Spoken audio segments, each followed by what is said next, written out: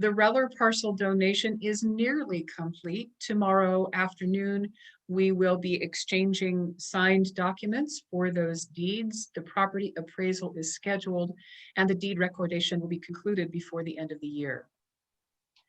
In terms of an updated funding map, the funding gap table that Valley Water has created is being updated as they analyze the impacts and long-term funding implications of the recent passage of Measure S.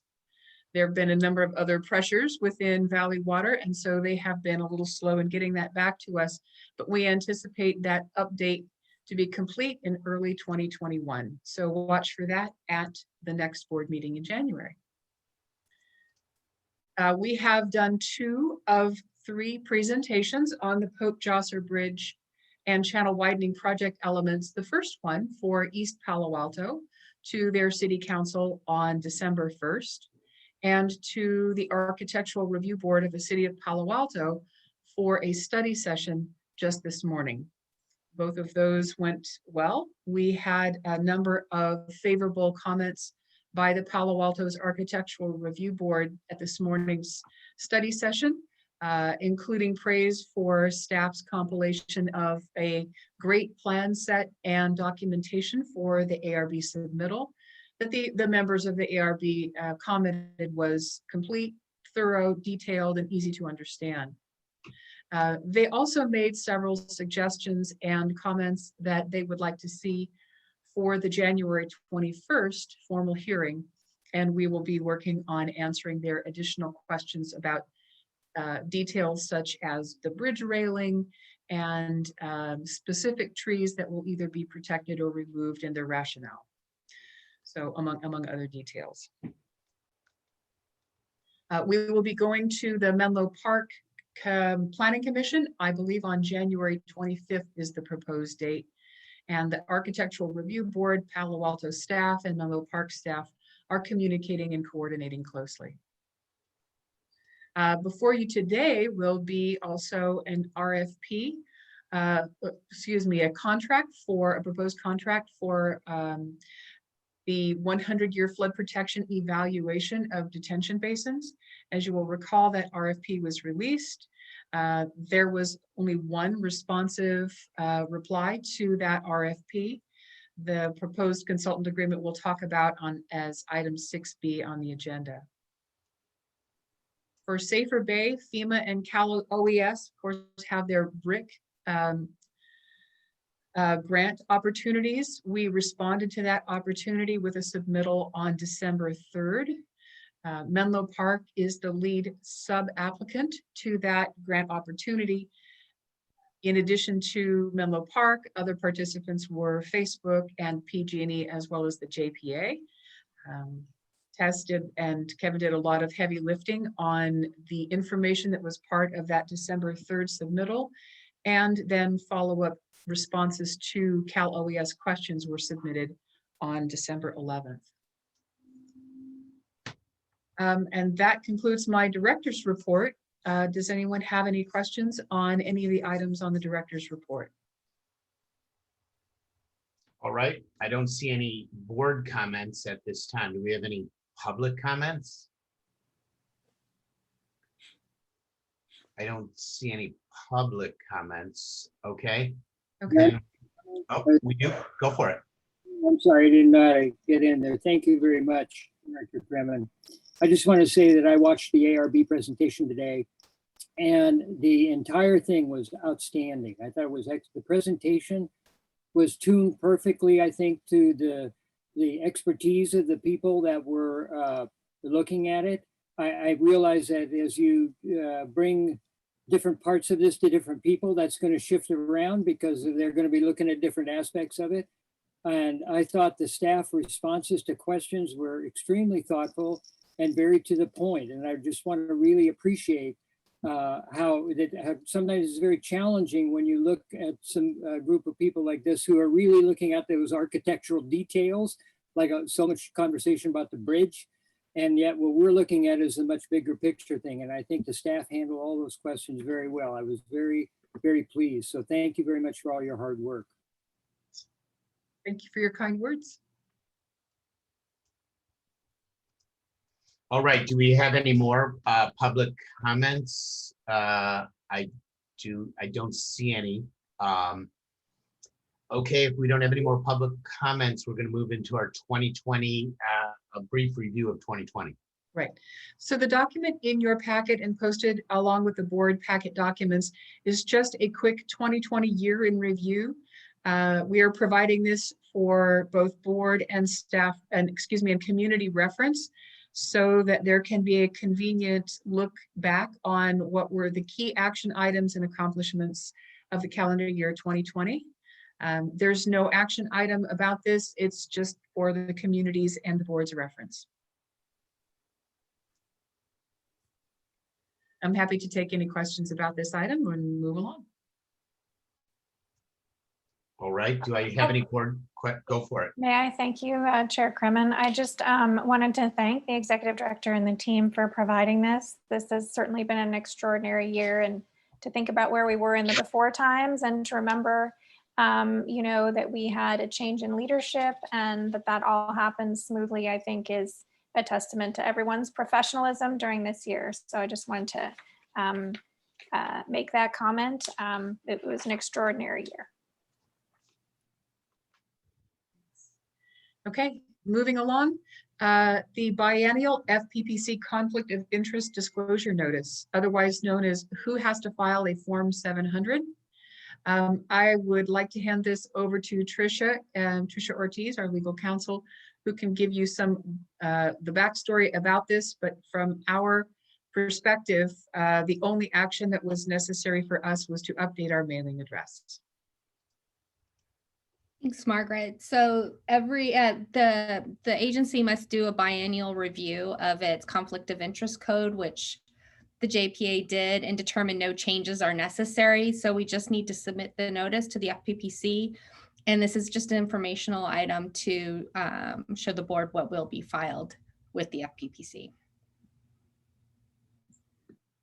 Thank you. Course, for us, Form 700 filers are all board members, board alternates, and in our case, all 4 staff. Great. Any public comment on Form 700 or conflict of interest? I don't see anyone raising their hands, nor is our clerk telling us anything. Okay, we're going to then move on. Okay. If there is gone. Do we have a comment? May I ask a quick question? So 5 board members, 5 alternates is 10, 4 staff members is 14. How do we get to 17? Lawyer. Okay. Great. Actually, so, not technically an employee though, but okay. Well, actually, that I do have a question. So who are, I mean, I know who my alternate is. Who's everyone's alternate? And how come, do we contact Supervisor Pine's alternate to get that person here? Who's Supervisor Pine's alternate? I met with him. I'm blanking on his name. Professor Gordon? Is it Slocum or is it Horsley? No, it's not Slocum. Hornsby? Don Horsley, I think. Yeah, yes, correct. Don Horsley. Correct, it's Horsley. Yeah. Okay. Sorry, blank on the name. I'll just say, Director Kremen, I don't know how it's supposed to be handled, but last year when I was the alternate, if the director was not available, she informed me to see if I could attend, and I have not had the occasion to miss a JPA meeting, but if I did, I would reach out to my alternate to see if they were available. That's just how we handle it, but that's data point of 1. Thank you. If I can real quick, we do reach out to alternates as well. If we, excuse me, haven't heard from our board members, we do reach out to alternates to see if check their availability as well. Okay, thank you. That's good to know. We have a procedure. Welcome, Mayor. Good to see you. So we're now moving on to action items. The early flood early warning system, and we're going to hear about the current system, and we're going to talk through it. Yep. So this was put on the agenda at Director Kremen's request to have further clarification about how the system works, the genesis of the system, and in the context of the current day, whether there are any present or future policy directions, and to provide those any further direction to staff. I will vanna the slides for Kevin, who is our expert in-house on the flood early warning system. So Kevin, first slide, take it away. Okay, so I just have 3 slides for you to briefly go over what we currently have, and then we'll talk a little bit about why the system was put in place. We have what we call kind of our background information, and this is a series of gauges in the upper watershed that collect flow and rainfall data, and that this is what we watch during storms to tell us what's going on in the watershed and to inform the first responders about what we see. So this is really kind of the background. This is our operational system. This is what we look at and how we make projections. Okay, next slide. So this is the public face of the system. It's a different website, and actually all this really does is this is our vehicle for sending communications to the public. Again, this is a separately operated side of the system. Those 3 green circles you see are green when they're, excuse me, are green under normal flow, and will turn yellow or red when there are problems. Next. And this is just an example of a flood watch, which turns yellow on the screen, and a flood warning. And these get sent out to people who sign up to get notifications from the system. Okay, that's just the overview of the system that's in place. So why don't we go back to the first slide, maybe, Margaret? Mm-hmm. Okay. And the genesis of this was the storm in 2012, which was the 3rd highest in recorded history. And the responders all opened up their emergency operations centers, but there was no centralized platform for information gathering about what was going on with the creek, particularly in the upper watershed. So we committed at the request of the board and the public at that time to implement a system that would provide better information ahead of the 2013-2014 season. So at that time, we applied for a grant, we were awarded, and we built out the system with the help of a specialized consultant and the city of Palo Alto. This was also about the time that the SFC map was formed. And each year moving forward, we have updated our operations with them. And I will open up at this point unless Margaret wants to add anything to questions.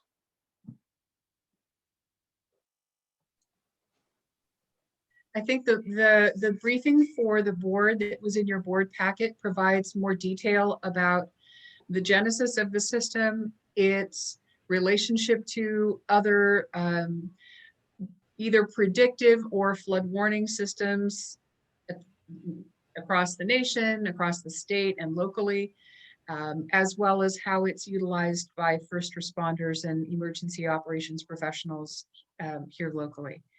So I'm hoping that if, based on your reading of our staff briefing and Kevin's presentation, that this provides enough grist for the mill for the members of the board to ask the questions they want and to provide us any further direction at this time. All right, do we have any board questions? Ms. Cormack. Thank you, Chair Kremen. About how many people are signed up to receive alerts? I actually looked into it today, and I have to say that I don't know for sure, because on the website, it does not show any current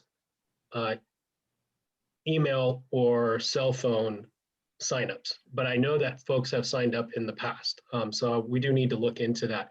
It's my recollection is that there was a lot of interest at first, and we lost a few participants when there were some issues with it. There was a false reading that sent out a false alert, but we will have to return with the number because I just don't know that at this point, unfortunately.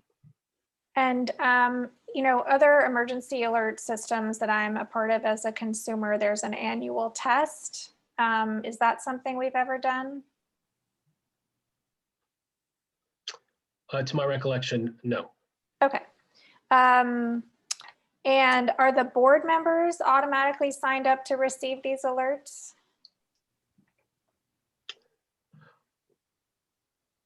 I think you would have to go and actively sign up yourself. I don't know of a way where we could, other than if a staff member went in and signed you up, just entered your cell phone number at your request. Well, I confess I don't think I'm on the list, so I will go do that when this meeting is over.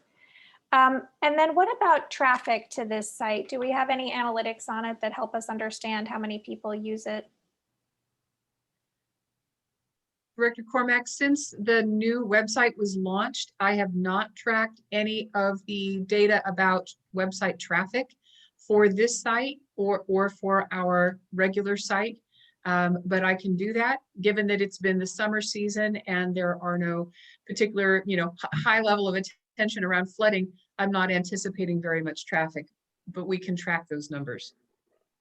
Okay. I think the other thing, and I don't know how other jurisdictions are handling this, but we have now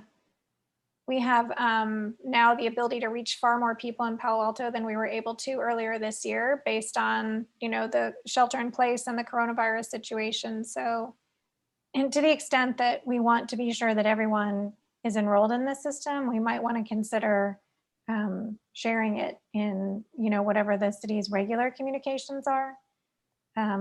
I know it's a little overwhelming sometimes to people because you have the county one and you have all these others, but it just seems like if this is available, we might want to consider doing that. Okay, I really appreciate you bringing this forward with this level of detail.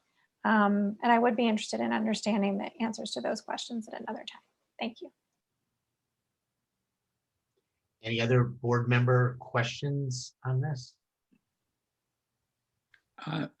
Through the chair, I do have, well, I know that it's listed as potential action.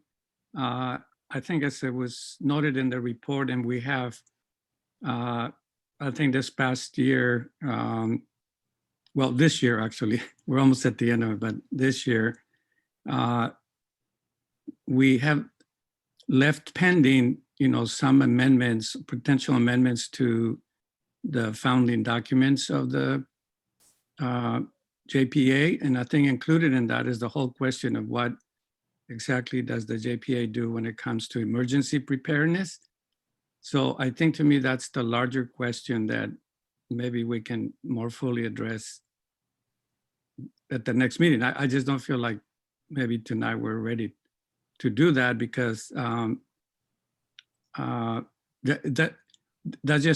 think this is a clear example of a very successful activity within that category of emergency preparedness. But I think it's always been an area of ambiguity, because the expectation from the public has been really that we play a major role, even though it isn't our major role, and we never really played that role. So I think it does impact the staff. And I will say, as I remember, I think the JPA, I think, played a very significant role around the time of that 10/12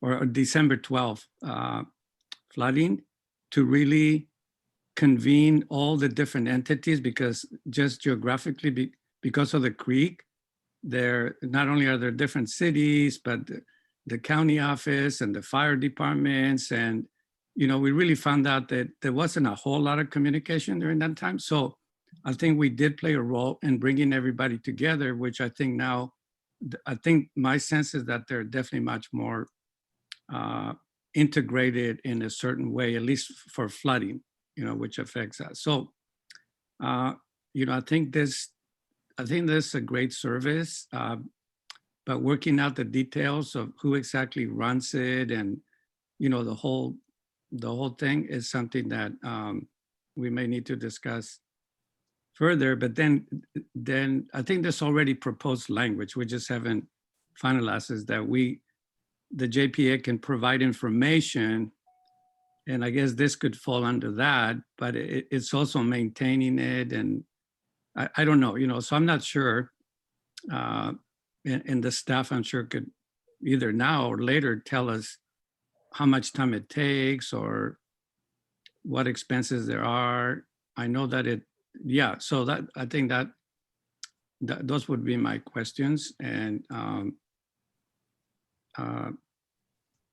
at some point, I think we do need to decide exactly what, where this ends up and really make it work. Because I think it did play a role in the last, and Kevin might remember, but I think there was not a real close one, but in the last few years, there was an opportunity for this to be of service more than it was before. Maybe it expanded the time from the water being up on the mountains to at least say, hey, you got 1 hour, 2 hours for potential flooding. But Kevin, do you remember that if a few years back, it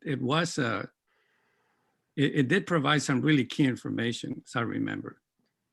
Yes, there were large events in 2014 and 17, and one of those, each time it's gone into practice, we've made improvements. And at the last one, we had a direct link between all of the centralized command, being the emergency responders, fire, and police, and we were meeting at least hourly the subject matter experts, those of us who actually watch the gauges and try to understand what's going on with the watershed. And we were on a call at least once every hour, as I recall, well into the night, and sending out information to these centers that were all linked now with the formation of the MAC. And the debrief after that event was that it ran so much more smoothly, and information was shared so well that we had a lot to be proud about.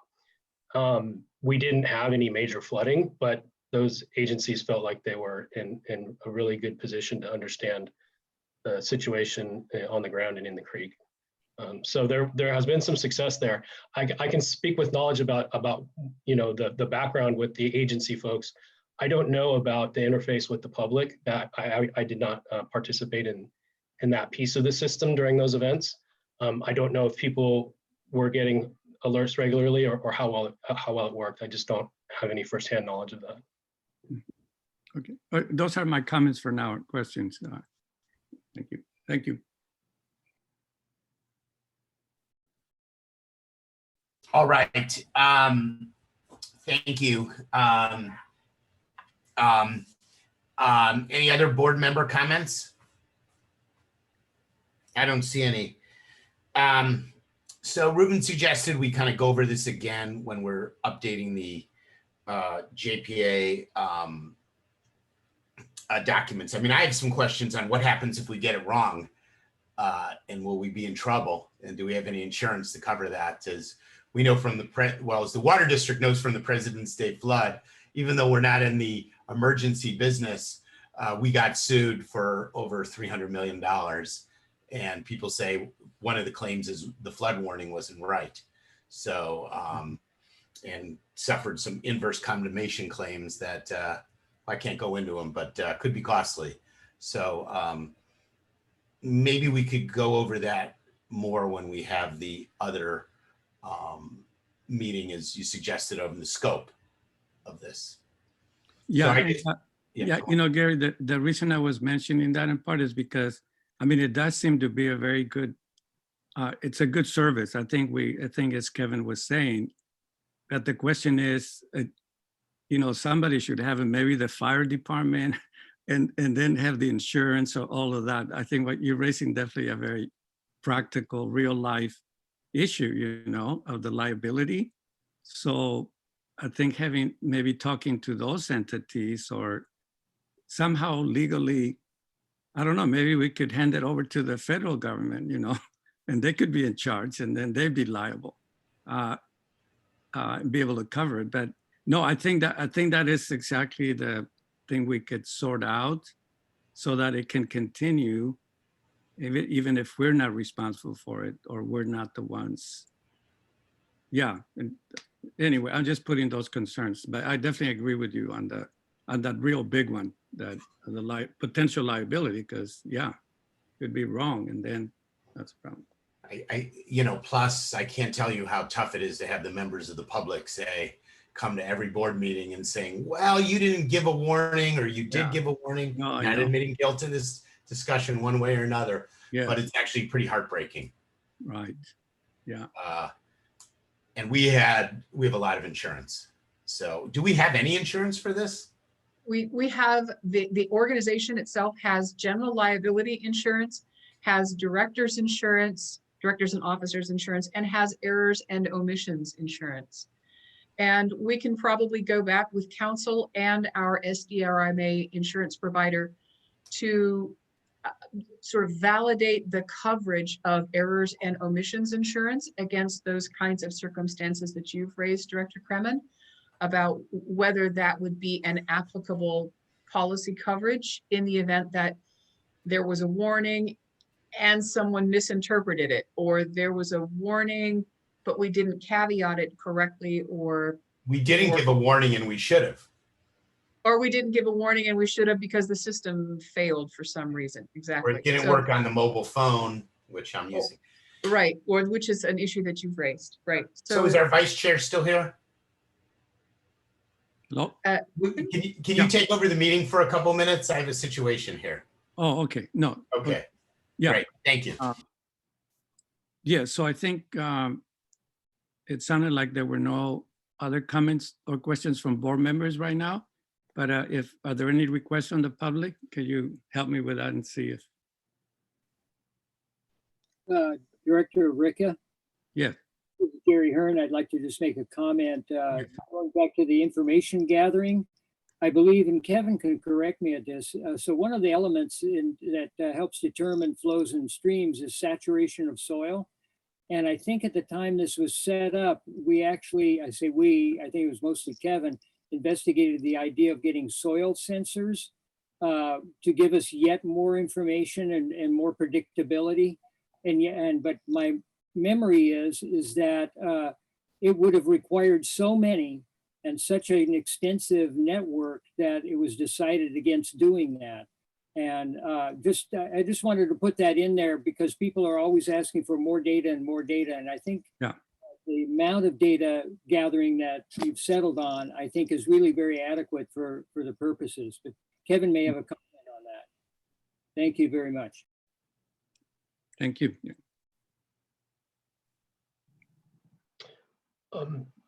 Jared, it didn't sound like you had a specific question. I will just say, yeah, we did look at a lot of different technology that might help us gather information. And what we found was that using this approach is probably the most efficient and reliable way.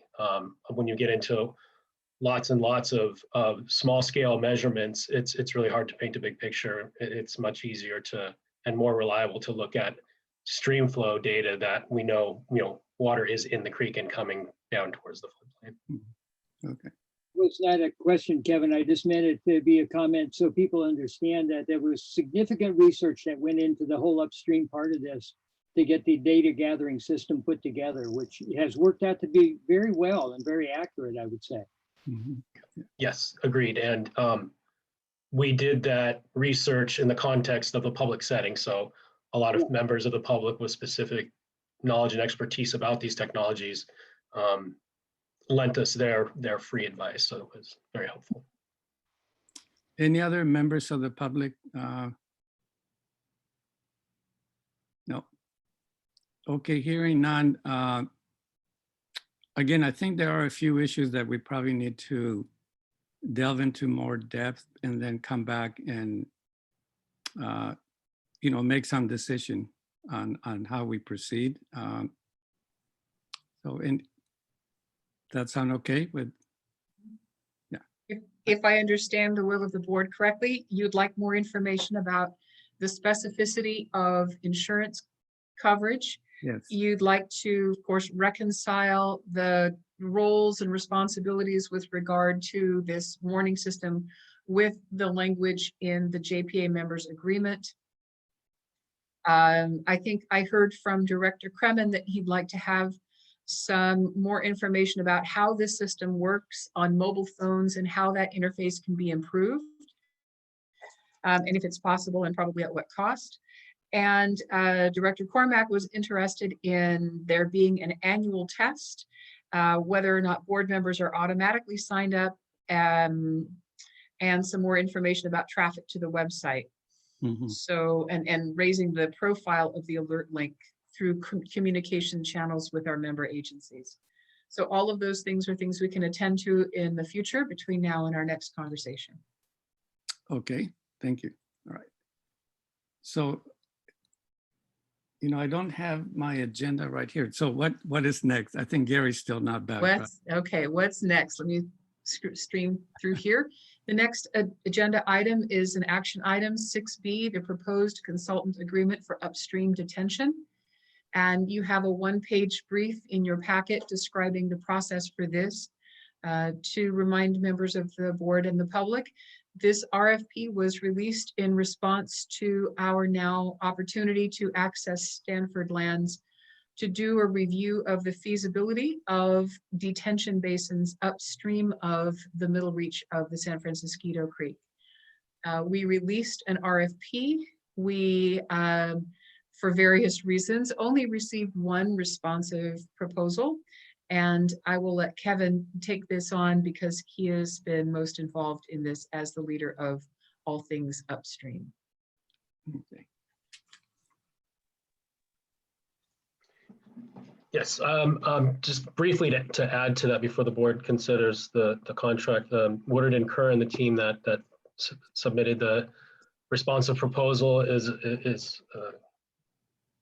provided a very strong team at a reasonable cost, we thought, to the JPA, and demonstrated a clear understanding of the approach that we need to take here. We're not offering a contract to do a full EIR at this time because the work that we've done on these upstream detention sites to date has only been kind of a topographic level analysis to understand if there were alternatives available, and we had a positive finding there.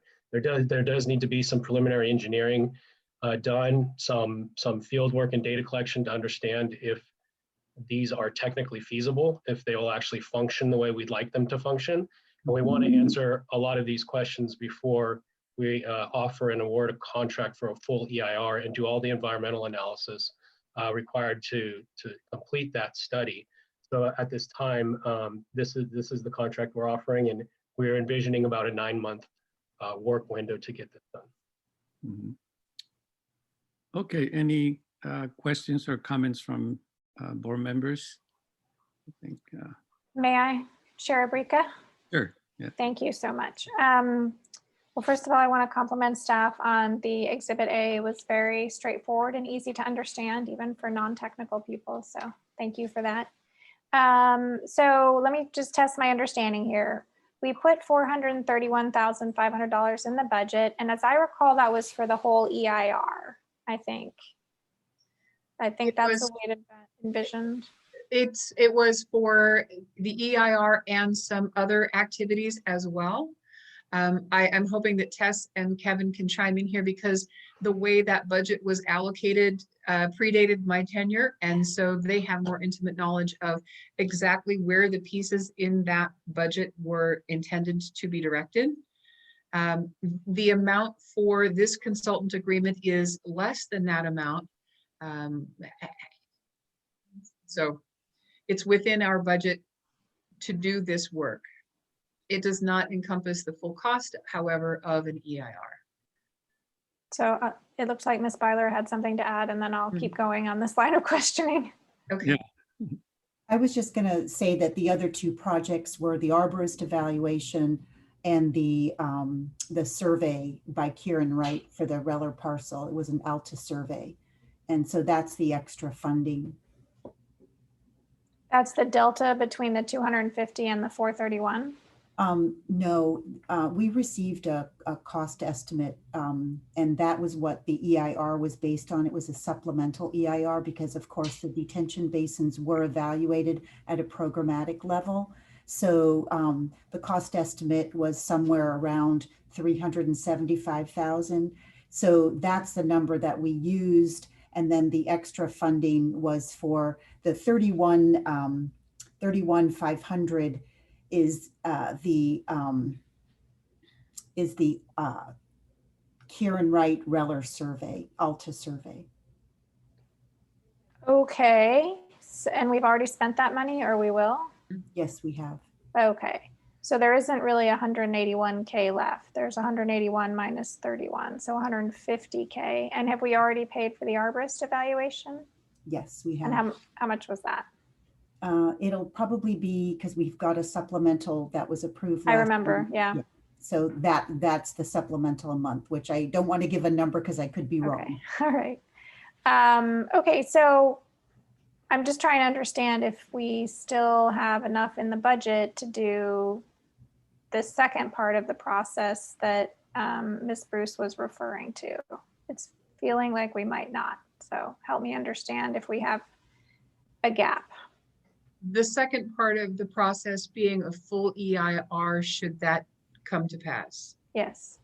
We do not have that money in the budget. The full EIR will cost more money than we have in the budget.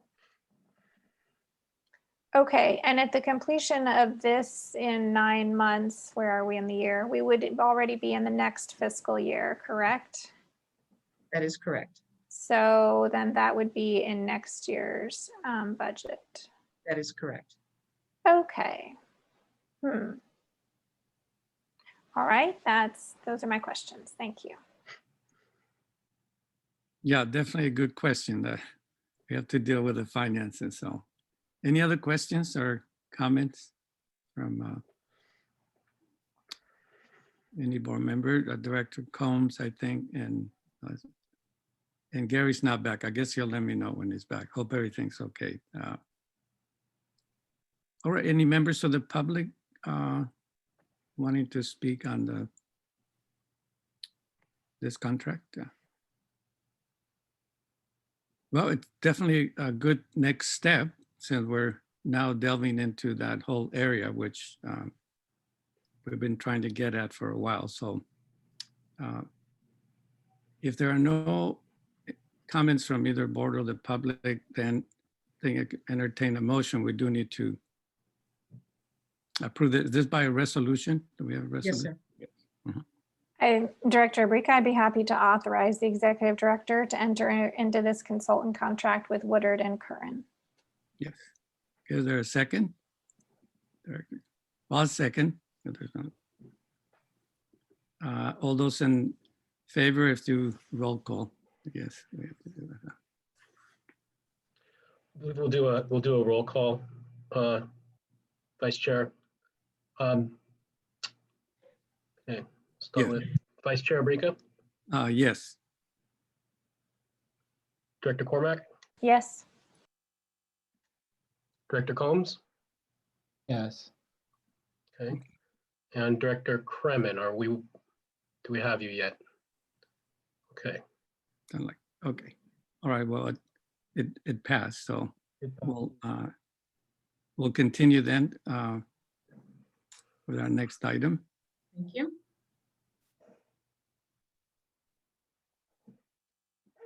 There we go. There we go.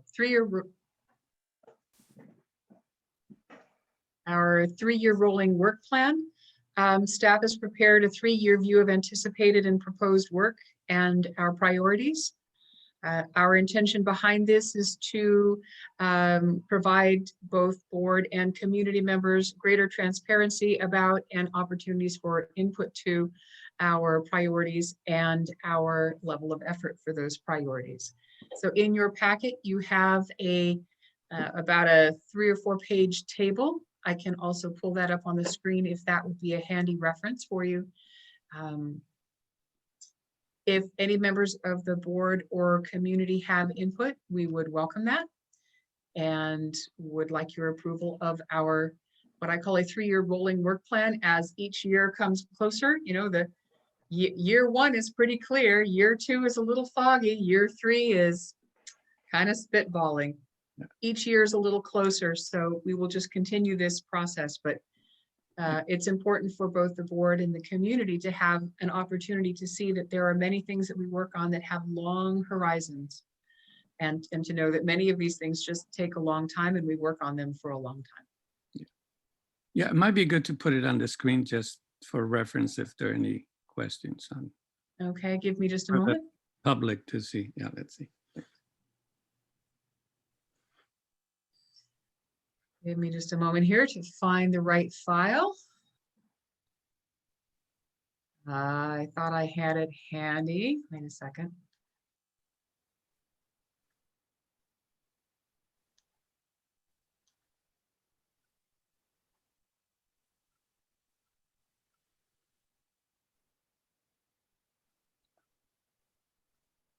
Okay. You see that now? Yes. Mhm. Great. Yeah, we can see it. So, Okay. So we've separated this into our major work segments: upstream, early flood warning system, downstream, 100-year flood protection, safer bay, finance and administration and organization, communications, and professional development. Going back by year, the first column is next calendar year and then in the 2 successive years. mhm. So I think as the parlance goes, this is a sort of living document. So I think, I think the board has sort of in various means through the budget or otherwise sort of identify priorities, or some of them are already kind of moving. Yes. So I think this is a good framework to look at, and maybe something we can still sort of look more closely and see if we're in accord or some things could change. But yeah, I definitely like at least the framing of this for good. Yeah. Okay, so without going into, specific things, but if we'll start with board members to see if you see anything in particular or something missing or. May Question- I, Director Yes. Abrika? Yes, Ms. Cormack. Okay, lovely. Yeah, thank you so much for providing this. I always find this format super helpful. And I'm sure that anyone who wanted a sort of cheat sheet on what is the JPA up to would find this useful. So I really appreciate it. It looks like just the right level of detail. I'm interested in the CSDA's Transparency Certificate of Excellence. We don't need to discuss today, but I'm happy to see that on there. Another organization I'm part of is doing an internship program that's focused on diversity. So that might be something for us to contemplate as an organization, but happy to see this. Will this be accessible on the website in sort of an easy way? It can easily be made accessible on the website. Absolutely. I think that might be helpful. I think that seems like the right venue. Thank you for sharing this with us. Mhm. Yeah, and again, I think just maybe a little footnote. Again, I know that it's used a lot, a living document, and then but then once it's written and then it's there, sometimes it becomes more permanent or more, just so that I think us and the public understand this could change, but this is what it is now. Or maybe Rest assured, it will change as we have opportunities arise. We have sometimes interesting, for example, grant opportunities that land at our feet, and they're so exciting, we take advantage of them. We can't necessarily plan for all of those, but Yeah. yes. So Well, I the think just living maybe document caveat's a great idea. We will do. or yeah, a footnote with a date, and then if something's modified, it has a new date or something. Okay. I just found, at times there's living documents and then some become dead documents, not to be morbid, but that is like, that's not true anymore. So, well, Yeah. it's right there. Yeah. Yeah, Makes yeah. sense. Any other comments or questions from board or public? If there's anybody in the public who wishes to address this. Director Abrika, this is Jerry Hearn again. Can I make a comment? Yeah, sure. I too echo Director Cormack's appreciation for this kind of, I'm a very linear person in many ways, and I love to see this stuff set out, even if it's like a budget. You never know whether it's going to happen in that way or not, but at least it shows intention. And I also really appreciate the big picture thinking that's going on in terms of the comprehensive plan. These things, I think, really help sort of set a tone for where the activities are going to be. And that being said, And Margaret, as you said, there are other things that pop up here. This looks like a lot. And I appreciate your idea that you'll be speaking about volunteers. But I'm wondering also if, you have a pretty small, very effective, but small staff. And I'm wondering if that might call for some additional staffing in the future. I also like the idea of the intern program. I think those are both really good, but my experience is there's a difference between volunteers like me and paid staff, in terms of responsibility and sometimes even coming through with what they say they'll do. So I just want to put it out there that as other things pop up, which they will, there's a lot of stuff on the plate already. And I want to make sure that we're always thinking how many staff we need. I appreciate that, Mr. Hearn. And one of the things I think we all need to be attentive to is answering the question, what do we say no to? It's an important question to ask and to answer. What's on the list for 2021 are things that are, by and large, things we are already committed to.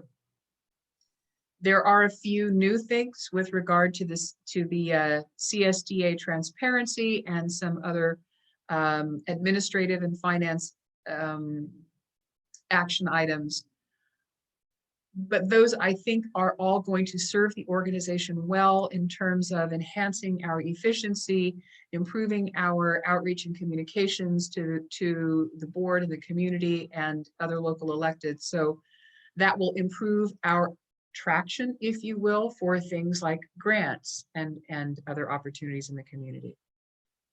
Your comments about interns and volunteers is very well taken. It takes bandwidth to manage volunteers and interns. And we are very strategic about the specific tasks we've thought of about what an intern or a volunteer could do for us, so that those discrete tasks can be accomplished. Someone can come in and do that work and feel like they've done something in a fairly short amount of time, and then we don't have to manage them anymore.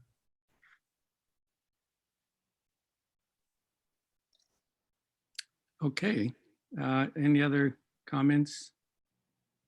So this is really, we don't need any formal adoption of this. I think this is just to review and accept, if you would think of it that way. Okay. Okay, so I think we can move on to our next. Okay, and let me go back to our slideshow. Something else that I am proposing to do, again, for yes, it's added work, but it's also something I feel would be very helpful to keep our, for example, board alternates and other local elected officials and agency staff, including regulatory agency staff, briefly acquainted with the work of the JPA, where we are in our projects, kind of a little bit of the character and flavor of this particular unique waterway. I'm not intending this to be a great big missive or anything fancy.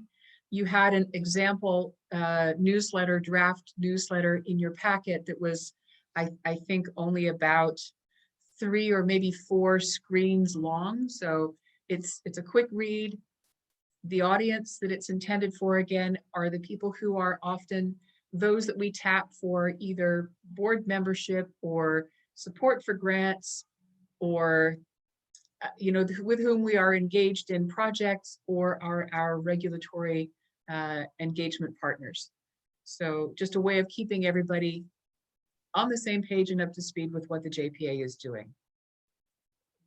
This draft newsletter took me a couple of hours to write, format, and put into this particular email service system called MailerLite, which is a free service, kind of like, what is it, MailChimp or My Emma. It's it's like that. It does a pre-formatted, easy to use, send it out. People can unsubscribe easily. It's a way of, again, of reaching out to our community members. So I would like your input. Okay, we'll open it up for any comments, questions from the board first, and then we'll go up. Feel free. Through the chair, if I may. Yes. Thank Please. you, Director Abrica, Vice Chair. Always a huge fan of regular communications. I appreciate the fact that you intend for this to be brief and targeted. And so, you know, I think it's actually, frankly, a tad long, but Okay. maybe that's just because we all get a lot of email, but I think it's absolutely worth doing and sharing with, you know, all the elected officials at each of our agencies and other interested people. And I anticipate it'll evolve over time. I also like the idea of that, you know, winter in the creek. I'm sure that will be some interesting content. You know, people can learn things in the different seasons. So I think this is well worth doing, especially as we transition into the beginning of a new project. So yes, I'm very supportive. Okay. I had a question. The Is, director comes. yeah, thanks. Is the idea that, Ms. Bruce, that you do this, that this is one of the things you do as part of your job, or the idea that this, once it's been sort of kicked off, becomes the duties and responsibilities of someone else? Good question. I think of it as something that I would be the curator or editor of. I don't need to have ownership of every word on it. In fact, I would very much like it if board members would take a turn at providing you know, a comment from their community, or if members of the community more broadly would like to share an editorial or a brief piece that they contribute about their particular perspective. For example, I would love it if there were neighbors of the creek who would write a brief perhaps memorial of what their experience has been living next to the creek, or you know, their memories of flood events or other important occurrences around the creek, to ground the community in personal experience of why our projects are important, you know, eyewitness accounts of or personal experiences with life along the creek, I think can be both educational and informative and help engage the community in the importance of the JPA and its projects. So is it going to be mine? I'll own it. Do I want to delegate some of it? Yes. Yeah, thanks for that answer. Does in my apologies if this has been answered and I missed it, does the JPA have an email list? We have an email list that has come from members of the public who have signed up for, like when we had our CEQA meetings, we have email lists of people who we correspond with for regulatory processes. We have the board distribution email list. And is the idea, do you know, like the size of like all of those lists combined, and is the idea, and again, my apologies if this was stated somewhere and I missed it, is the idea that this newsletter goes to everyone whose email address you have? It goes to a select list of people whose email addresses we have, and they of course have the opportunity to opt out if they don't want to get our quarterly newsletter. What's a select list versus? Well, there are members of the broader community with whom I don't know, they sort of fall outside the, just because I have their email address doesn't mean I think that they would be in the target audience or the intended audience for the newsletter.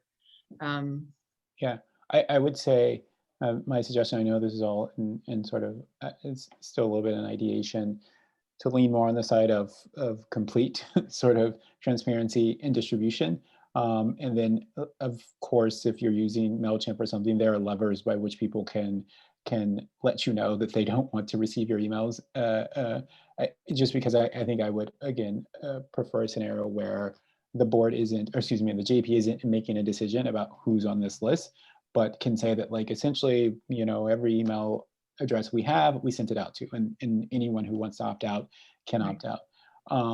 The only other, again, and I just to echo, very much supportive, the only other comment I would suggest or I would make is that from the mock-up, and I know it's just sort of a mock-up, it's like I would like to know more of like who the JP is, like, right, and what it does. Like, I know that there's that initial statement from Chair Crimmon, but I'm like, I don't know who Chair Crimmon is. I don't know, like who is he? Where is he? What is he? What is he the chair of exactly? And how does he get to be the chair? And so I do think that like having, and again, nothing that has to be more than a few sentences, but I think having some visibility into the JPA's board, that membership, and to the extent to which there is some comfort there, even staff, right? Again, if staff isn't comfortable with their names being on something, I can completely understand that they're not public officials, but having that sort of footer, I think like as part of the newsletter, I think could provide an immense amount of value to people. To understand that, like, who the JP is, and in Sure. theory that, like, for those people in East Palo Alto, Menlo Park, and in Palo Alto, of course, that they vote and elect people who are on the JPA board. Great. That's a great suggestion. Thank you. I can easily add that. Yes, I was going to make a couple of comments, definitely agreeing with both both members. One, I think we do need a vehicle, and I think the broadest distribution is best. We obviously don't have the budget, but I know, I live by the creek, but I'm in San Mateo County, but I get the Water Valley newsletters, or I get their information, which I think they do it because we're close to the creek. That's my guess, because I don't think they send it out to all of East Palo Alto, for example, right? But so obviously we can't do that, but I think doing it as broadly as possible, so it's not like a kind of a select list, even though it's sort of self-selected. But so I do agree with that, finding ways to, there's so many organizations around it. If every single organization at least got it, then they would distribute it, or they would let people, know. So that's Yeah. one thing. If we don't have a master list of like any and all organizations around, I think that's a key. That's a key list that even if they haven't signed up, I would say they're the one. Let's see. The other one was on. Actually, on the starting with basics. I think maybe that's I picked up a little bit from Director Combs. Sort of starting with basics, because what is the JPA anyway? What's the function? What are you're really starting? Even though we tend to assume that kind of everybody knows, but that's always the case. People always don't keep track of every government entity unless they have very specific interest, or they just hear this or that. So I think just kind of help educating the public about, the JPA and the work it does and stuff. And then I had a question, which is, it's something that maybe legal counsel can look into it. But one of the years that I was mayor, and maybe it's changed, but one of the years I was mayor, we were having a lot of issues with violence in our community. And so we were doing kind of a notification. And so, I was going to write something and send it out along with the chief, et cetera. And the city attorney actually pointed out that there is some FPPC regulation or something that does not allow elected officials to be sending even the mayor or the chair or whatever. And so that's Ruben, you can do email, you just can't do physical mail. It's limited to 200 in physical. Okay, all right. So I was just double checking that, because obviously we don't, it seemed kind of a good thing. Is now it wasn't a campaign year or whatever, but he pointed out that really couldn't be done. So whatever works, but but also having, I think, listing the board members and what city they represent or whatever. I think that would be good along, I think what Director Combs was saying, and the staff, so I think sort of the basics. I think we need to start out gradually with the basics of what the JPA does. And then there's definitely so many good things that could be put to there. And so this is a good start. And, yeah. Okay. Great suggestions. Thank you.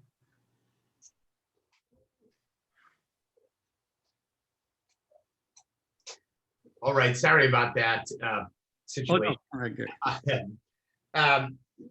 Does any other board members have any comments on the 6D proposed newsletter action item? Or did we take public comment already? No, it was no public yet. So, yeah. All right. Any other board members or public have any comments? Any other constituents? Abraham, any comments? Nope. This little one does not have any comments.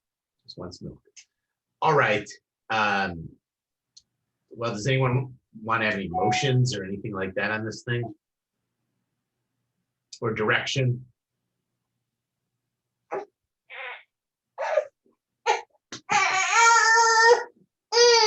little one, this is a public meeting. Do we need a motion? Does staff need a motion? We've posed this as an action item at I think at the chair's request, but direction I to got a staff question. is suffice. Is this going to be a physical newsletter? No, it's electronic only. Okay, so we're not going to have this mass mailing prohibition.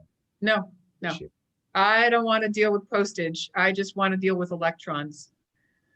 So at some point, well, let me say, at some point, I don't know, I think that it is good to have hard copies. There are people who don't really still get a lot into the email world. I mean, the electronic, again, the whole digital divide is so big, it's so real, and I just don't want to lose that, but maybe that's something we can consider later on. This is an initial sort of attempt to get that going, but there's still plenty of people who are not gonna. But anyway, that and that's a very, very important topic, Director Abrica. It's very important. My goal with this electronic newsletter was to reach members of our community who we are already in dialogue with. No, I keeping them totally up to understand. speed. I'm just raising the issue because Yeah. even, you know what, this week was the first time we got a mailer from the county manager on the whole COVID stuff, right? In the mail, hard copy. I think because they do realize that they need to do that if they really want to communicate across the board. Even though they have a website, you can join in, you can do it, you can do everything electronically, but they send it out. And I actually was very appreciative. And I know some of my neighbors who don't do that. They like, oh, look what we got. So, this is only raising that consideration as we move into reaching more and more people in different ways. So that's all. I would point out that mailers are convenient, a great way of communicating to many, many people all at the same time, and they're expensive. So if the board would like to look forward towards one or more mass mailings, we can put something in next year's budget that's a line item for a mailer, and you can consider what that looks like in the budget. Yeah, and I think strategically, I think that's why I was saying that I get mailers from the water district. So Gary, thank you for that. I've been, it's true, but I think. I'm thinking about it now. It does feel a little bit like Mission Creek to me. This whole thing. We do this already. Right. Well, and I know the reason is because I live close to the creek, but I think there's been a couple of times that I think the JPA and the water district in the cities, we combined it or something when there was something very important going on. maybe, you know, and there was a postcard sent to everybody living, you know, very close to the creek. So I think at times like that, maybe that's what you're saying, at times like that, there could be consideration for, you know, something like maybe when all the traffic and all the stuff starts going on, just so everybody knows, you know. Right. Yeah. So yeah, project updates are something that Valley Water does so expertly, and they do that. They send out little postcards that says, here's Yeah. what's happening, when it's happening, what you can expect, who to contact. Yeah. It's really well done. Yeah. So anyway, we can work on that, I think. Yeah. Yeah, can I just chime in first? Like I live close to the creek too. I've never received anything from Valley Water, so You haven't? I haven't. So, and I don't know that I see this as sort of, you know, sort of mission creep as much as marketing, right? And I do think that there is value for the JPA engaging in sort of marketing exercises, but again, completely, and I know we'll discuss this later, completely appreciating the digital divide. There is a large gap between a digital newsletter and a print newsletter, as far as like the resources that are required. And so I do not only just in sort of the money and time and planning. I mean, so it is I could see, like, in my first question to Miss Bruce was, who does this? Who owns this? And she was like, well, it's me who owns it. And then if we're talking about something larger, something that is printed, then she can't own it, because very quickly it becomes a massive project. And then again, like I say, then there are resources that need to come to bear. So I would be it does become a sort of scope creep, and in the sense of something that was meant to have a very sort of, you know, where what was required to deliver it was clear, and the value was clear, becomes this exercise in, well, we want to make sure we reach everyone everywhere at all times, and then that is something that then I think expands beyond what we can you know, expect of the JPA. And so while I'm supportive of this, I think I would be because I understand that, like, I think the resources involved would be minimal. I become less supportive of than this idea that we have to account for all situations and thereby expand what's going to be required of us to do here. Again, I just want to sort of, this is my early thinking of this, but I know there's more to discuss. And if I may chime in on that point, and thank you for that, Director Combs. In my experience doing print editions of reports, newsletters, you know, those sorts of publications, the resource in terms of money and the time commitment for doing those move the decimal 2 places in terms of cost, level of effort, and time. It's way harder, way more labor intensive, and way more expensive to do a print version. So while it has its value, I would encourage the board to think about that opportunity in the most strategic way possible, if that's what the board would like to do. An electronic newsletter, again, the tool I have found to use is free for the size of the distribution list we have. It's intuitive, it's drag and drop, it's a very simple tool to use. It takes very little time to format a newsletter. It's a few hours of writing, another few hours of review, and then sending it once a quarter. It's like less than a day's effort collectively once a quarter. To do something in print, again, move that decimal a couple of places.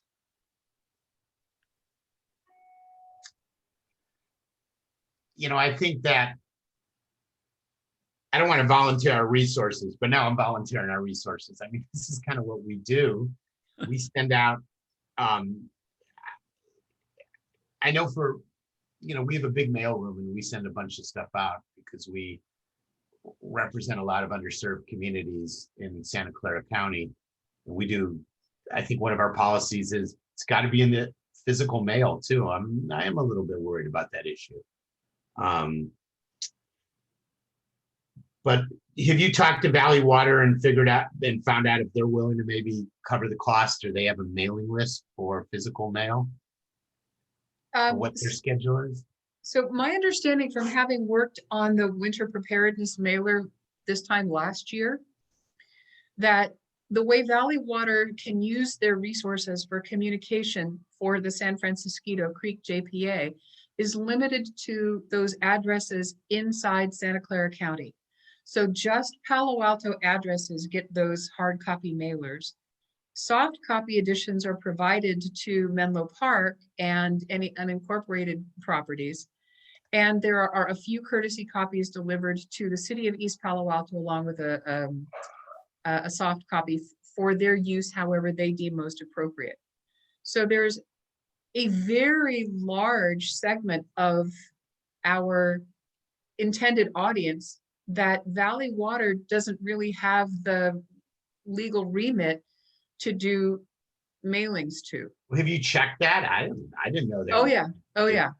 This and I'm happy to recheck it, but yes, especially if it's something like a quarterly newsletter. If it was a project like the downstream project that affected residents and properties on both sides of the channel that Valley Water was so intimately involved in with that work.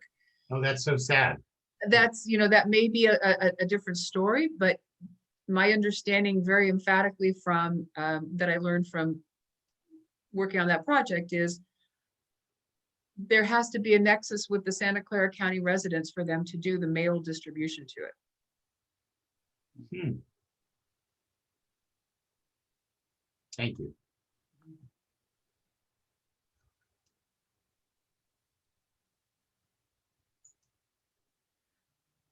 So if I could chime in, maybe where are we at here? I think I think Director Cormack was possibly teeing up a motion, but what I don't know if I was checking to see if we needed a motion. I don't think I actually got an answer. There would be a motion. I would be content with the motion. Do you have a sample newsletter? Yes, there's a PDF. Is this the one in the thing in our agenda packet? There is a PDF in your agenda packet. Again, this is, it's preliminary. It's a. And I think Director Kremen, while you were briefly off the meeting, there was a suggestion that it be a bit shorter and a suggestion that there be an explanation of the JPA, sort of like, who are you and what do you do at the beginning? So those were two suggestions. Where are we getting our mailing list from? It just individuals who have attended our CEQA workshops, individuals with whom we work regularly at our member agencies and regulatory agencies, board members, local electeds with whom we have interacted, alternate board members and their staffs. So folks that we would be in communication with for other purposes we already are acquainted with.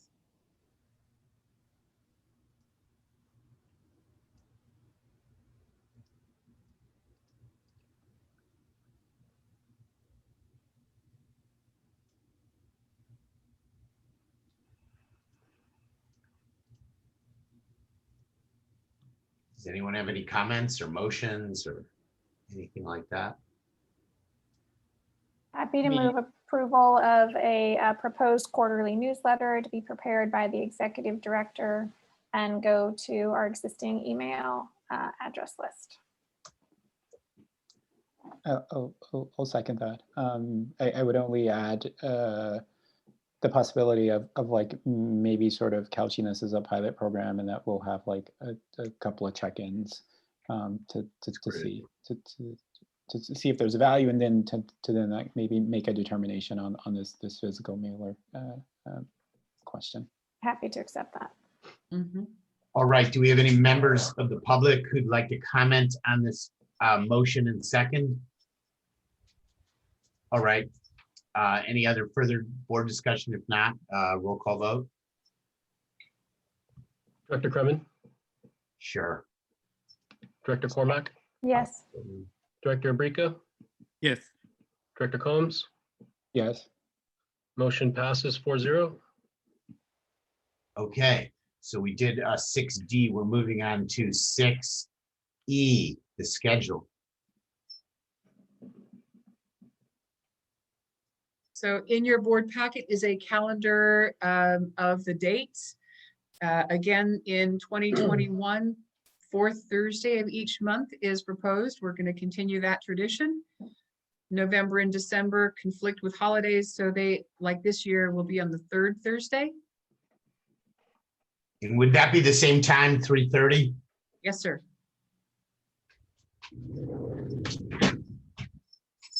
I have a question, and it's just out of curiosity. Are we in theory keeping up with where these meetings would be if we met in person?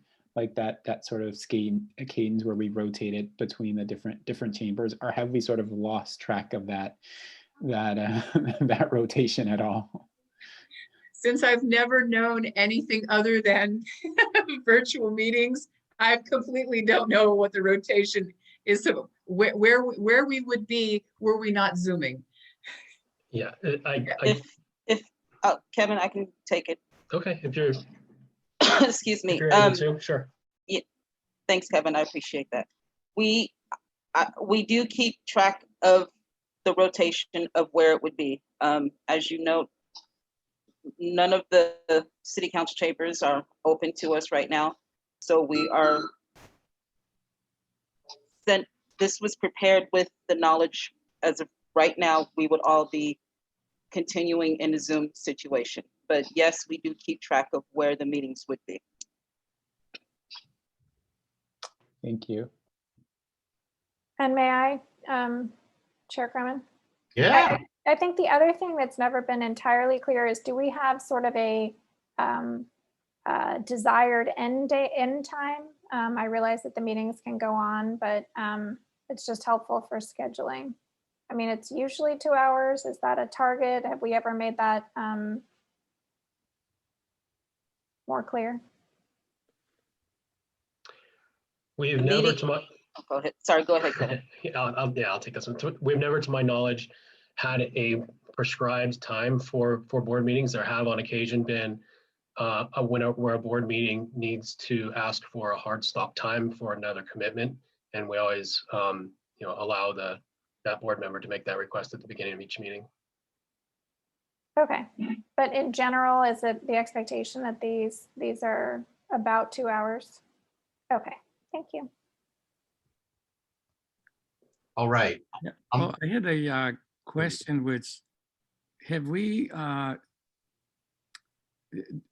taken a what I call a recess? I know most entities take July or August, and I think it might be good to do that even for staff or everybody too, just not be, unless there's a need for a special meeting, but to select one of those and have it be a recess.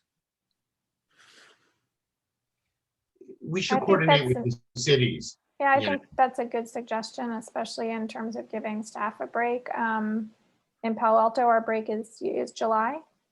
So I'll offer that up. Don't know when the other jurisdictions are. We do it in August, but I'm fine with either one. Same, yeah. Well, we're hardcore. We never take a break. Oh, no. Never. Every other week. Yeah, I don't know when Menlo Park. I think we do take one, but I just can't recall.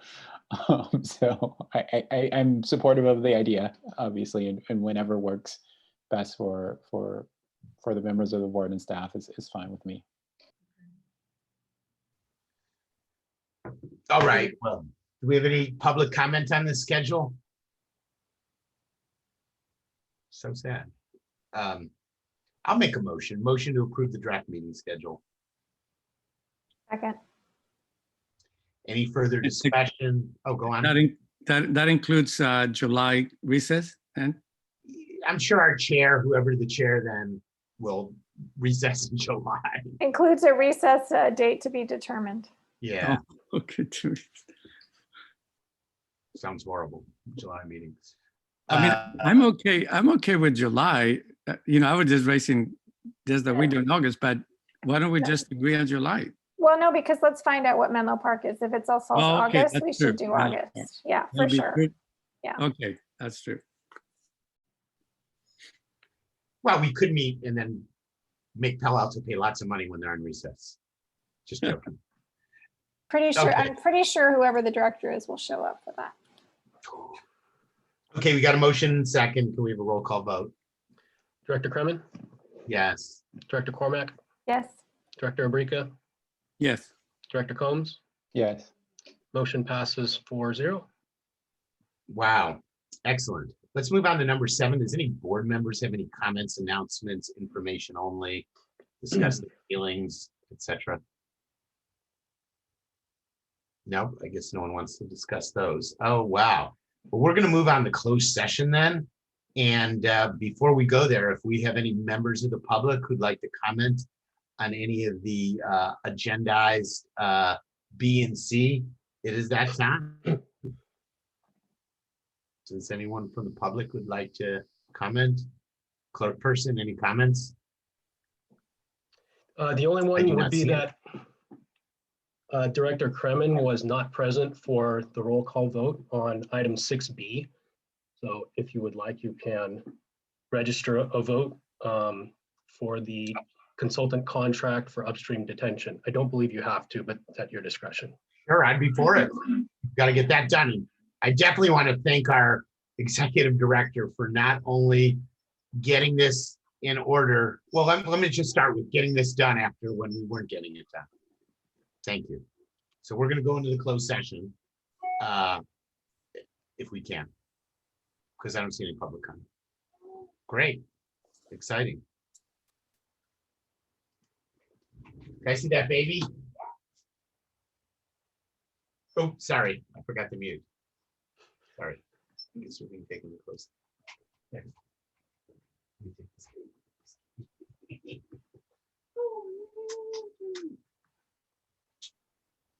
Okay, cutie baby. Are you puking up milk? Oh, wait, we have to go to this breakout.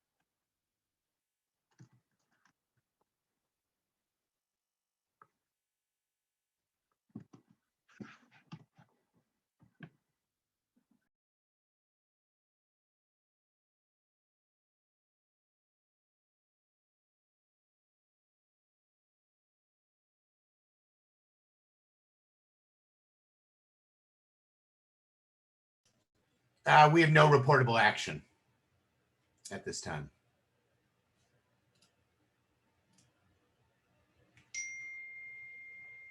Hello? We heard you. Okay. Yeah. Motion to adjourn. All right. Sounds good. Yay. Good job, everyone. Bye. Thanks, everybody. Stay well.